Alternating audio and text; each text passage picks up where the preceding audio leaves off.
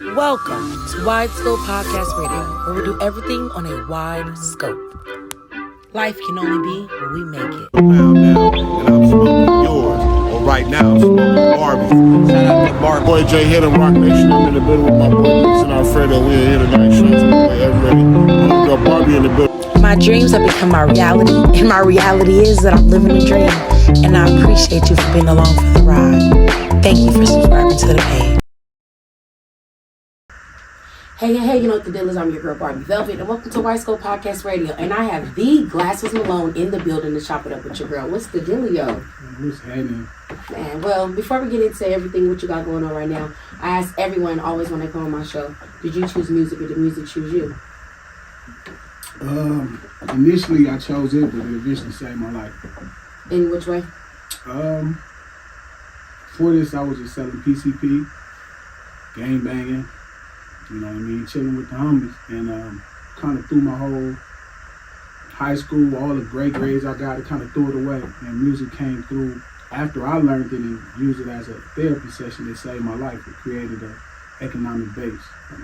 And when did you decide you wanted to choose music? When I chose it, well, my little brother got out of the way. My little brother K-Style, he was in YA. My mom wanted me to do stuff to keep him out of trouble. So he wanted to rap. I had the money, so I was paying for it. So that's how I started rapping with him. That's how I first chose music, to help my brother. Okay. Let me make sure that is recording, because I can edit me getting that.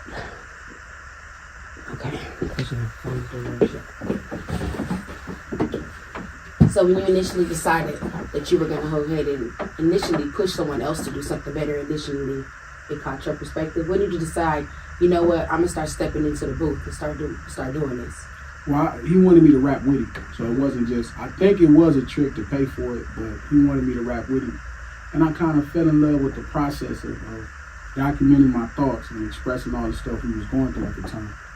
Did you find it as a safe haven for your thoughts? I mean, it wasn't safe. You know, I knew I could be held accountable for my thoughts that I put out through the microphone, but it was very therapeutic. It helped me relieve a lot of stuff that I couldn't tell people about. Like it was like having a therapist listening to me. And when did you decide I'm going to start putting music behind this and this is what I'm going to do? The same, all at the same time, as far as putting music behind it. As far as making it my career, I had a thought of opening a record label, but I played some music for Dr. Dre back in 2004, and he told me this is what I should be doing for a living.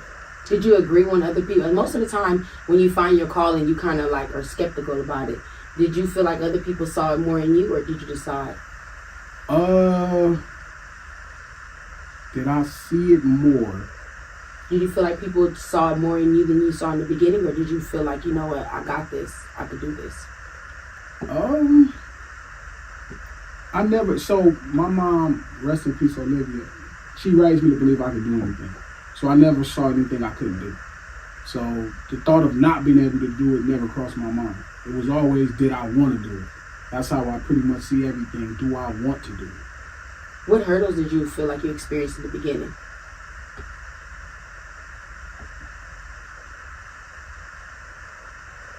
Getting better. Everything else pretty much laid down for me. Yeah. Getting better at it, but I don't even think I even experienced that. My engineer was super tough. He made me get better. He was like, I'm not gonna record you. You're not good enough. You know, back then, you didn't get beats on YouTube. It wasn't free beats. To record music was really expensive. You needed DATs. DATs were like $100. Studio time, with engineers who knew how to run big studios, so they would charge $200 an hour.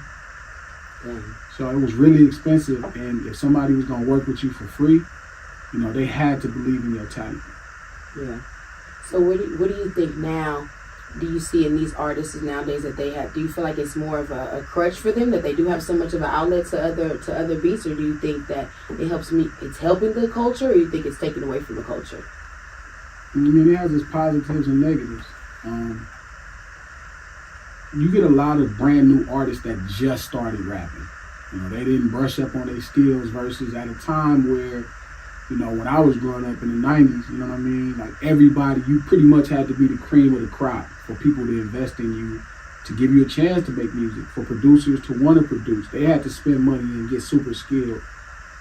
So by the time you heard people's first album or second or third album, they had already been rapping for a while. They had perfected somewhat of a flow and everything about what they were doing. Today, you might get somebody's third or fourth song. You know, you might, Ricky Bobby, that's on Ricky Bobby. That was dude's first song. You know what I'm saying? Blueface, you know, I think these were his somewhere between his first 10 and 20 songs. So you're seeing somebody, you know, on a professional stage that's, you know, barely played high school ball. You know what I'm saying? So you see a lot of natural things that's super dope to watch, and then you get a lot of stuff that ain't really, you know, perfected. So it got its gifts and its curses. When I listened to so much of your music in the last week, and I realized that you have so many collaborations with so many different people. In the beginning of in so much of like the beginning of your career of like, you know, having so many great features on your music, what feature did you get that made you feel like, okay, you know what, I'm moving up in this game? What was that in the beginning motions of like when you started realizing like, okay, I've been doing this, I'm doing this, but now like I feel like I've elevated to this next level? When did you feel like that in your career? So my first CD, I had Game on it. I had the Game on it from 2005 when Game put out documentary, and he was the hottest artist in all of music. For sure the hottest in hip hop. So I started off understanding that, you know, people will work with you if they had a reason to. So I don't think it was ever hotter than that. I worked with the Game when he had, you know, the greatest CD in music at that year. The following year, I did a song with Akon, who had some of the biggest singles in music that year. I signed to Cash Money when Lil Wayne was about to put out Carter 3, so I had some of the greatest features. I tell you one thing, you can't market with features. I know that much. So a lot of people who look to get featured with artists, it's like, they can't market you. That can market a really good song, but if the song ain't good, you know what I mean? Like, it don't matter. And I realized that, like, Lil Wayne can't make a song that ain't good, great. You know what I'm saying? So I had to learn how to make much better songs, you know what I mean?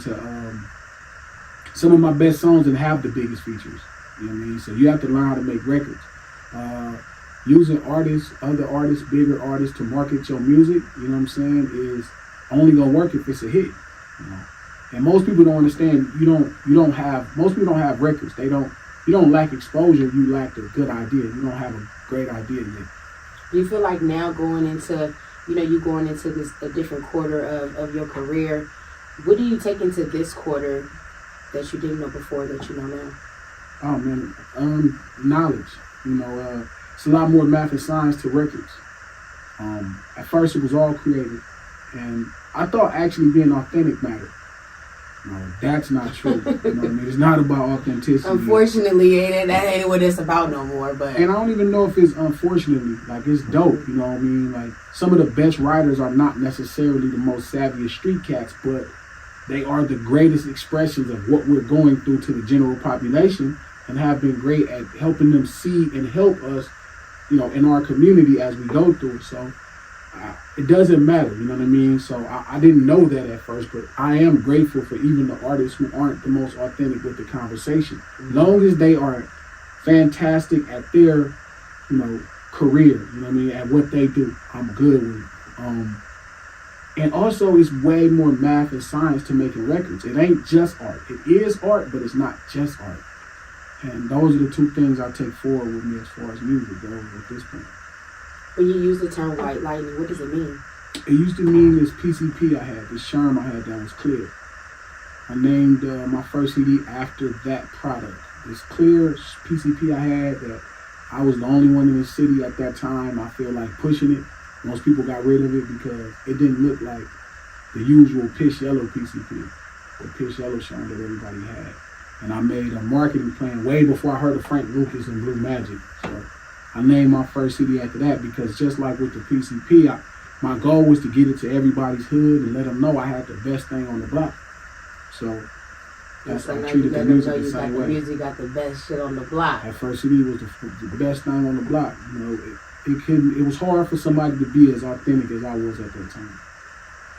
Would you say that now, with social media being the way it is it harder now for artists, you think? Or, because you coming from knowing both sides of the game, right? I feel like the first time I ever seen you perform was in the middle of Las Vegas, like years ago, right? Mm-hmm. And I feel like you are a part of both eras, like, you know what I mean, as far as like that 90 early Cash Money era, and then you still here and relevant today.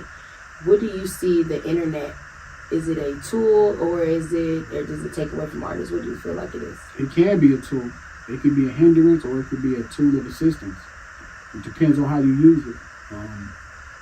It's easy to bash it, and fall in its laurels, you know what I'm saying, and complain about how many artists, but it also creates an individual platform that you can control yourself that will cost you, 15 years. When I first came into hip hop, it would cost you thousands of dollars to build this, tens of thousands to build a platform where people can see you. A website was 2, 3, 4, 5,000.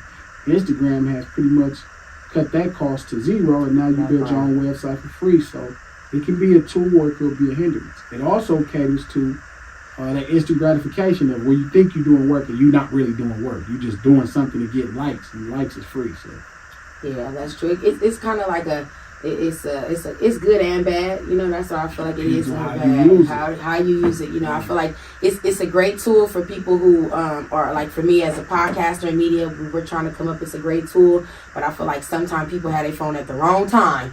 And you be like, oh, you shouldn't have shared that. But hey, that's what people do, It's close. It's close. You just got to choose.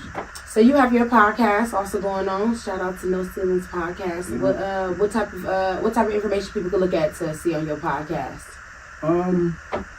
So I feel like this world is like heaven. You know what I mean? Like, God built the real heaven for us. I mean, at times we have turned it into hell, but it's heaven. But there are so many parts that people that come from my community and people that look like me, we never explore those places. We never explore the deepest parts of, of caves and conversation. And I think that's what I like to do with my podcast. I don't really care about talking to some artists about their records, or talking to some artists about, their favorite drug. Or I don't care about that. I don't even care about their sales. My job is to explore the parts. Like, I want to take people on explorations to the deepest part of culture and conversation that we don't usually go to, and have it comfortable and make you feel better that you listen to the conversation. Hopefully you get some more. So, you can have a conversation about, true black culture and where does it sit in mainstream black America, and make people feel excluded. You know what I mean? Long as we take the journey, that's the important part. So today we're going to have a conversation about Adam and Eve. You know what I mean? I've had this conversation on my live. Different places that are uncomfortable. Maybe domestic abuse, domestic violence. All the uncomfortable places. You know what I'm saying? I feel like that's what I do well. I explore those places without the fear of being judged and being blackballed. The average host or the average person that come from where we come from can't have that conversation. I can have it, and I'm okay with it. So I just want people to get something, see the light at the end of the tunnel. Keep looking till they find something that helps them have a better understanding. I think that's what's intriguing about you is that, okay, yeah, you got this big facade, you're this big dude when you walk in the room, right? But I feel like that you can challenge people intellectually with your thoughts. And I think that's what I feel like. I always look at people to figure out, like, what is it about them that could be good for the world, Yeah. And I feel like what makes you good for the world is that your spirit is okay with making people uncomfortable. Well, the greatest hip-hop, the greatest art, right, that cultural as hip-hop, is about making comfortable people uncomfortable and bringing comfort to the people that are uncomfortable. So telling the stories of the people where I'm from that's uncomfortable. So, they feel better, like they not ignored and their problems are not avoided. And then also forcing people who don't want to hear this to have to deal with it.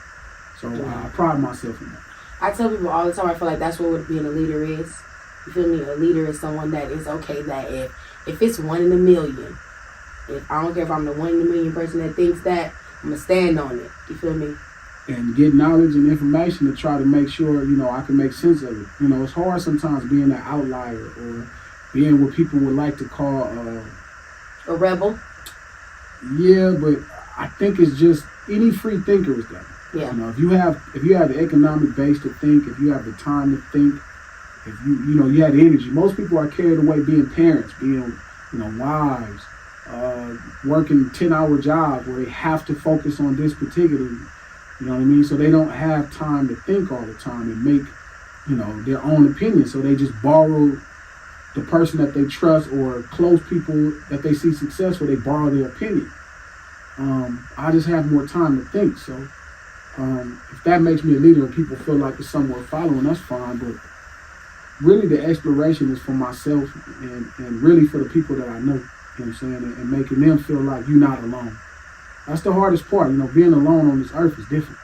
Yeah. So it's really you have some really tough times when you feel alone. So if people understand they're not alone, and some of the craziest thoughts think they'll exist more peacefully.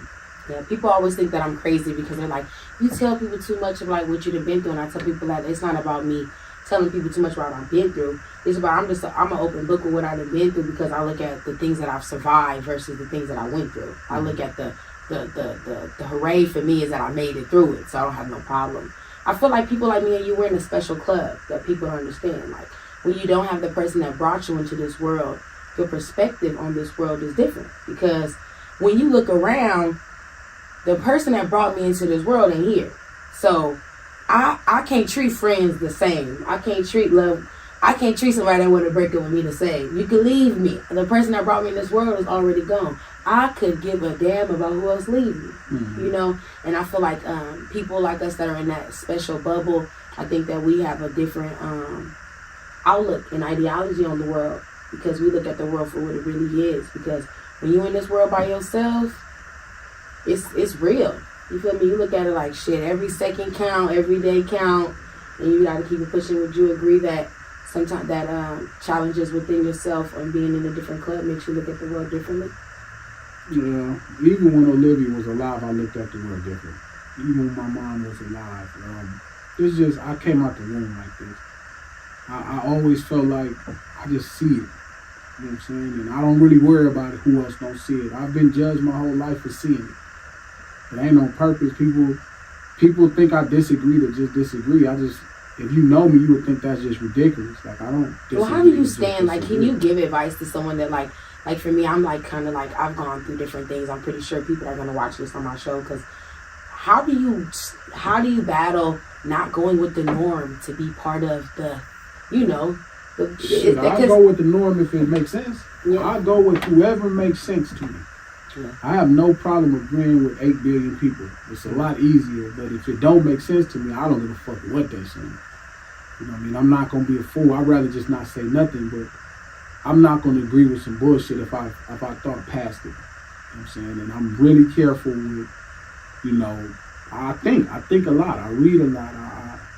I rationalize with myself a lot. So, what is like the ultimate steps for you to feel like, I did what I wanted to do in this career? Like, what are your final outlooks on like who Glasses Malone wants to be in this industry? Just create an industry for people that come from where I come from. And if I could figure out a way to make sure 300 or 400 people that come from where I come from, have a livable wage and an opportunity to do greater for their children and buy their children a house, to take care of them, that's really the only thing that matters doing for other people. If I can create an industry for 300-400 people, shit, that's it. Everything else don't even matter. I done pretty much did whatever most people want to do, whatever, I didn't surpass what I thought was cool a long time ago. Yeah. And I think like for people coming from where we come from, because like I tell people all the time, like you're not even in competition with nobody when you make it past where you thought you never could. I mean, and you've made it past even a lot of people's dreams and aspirations could make for them. What is a dream for Glasses Malone? Like if you could say, you can rub this and it can be a genie to come out and blue genie come out. What is the dream for Glasses Malone? I don't even have no. If you I told DJ Head this. Shout out to DJ Head.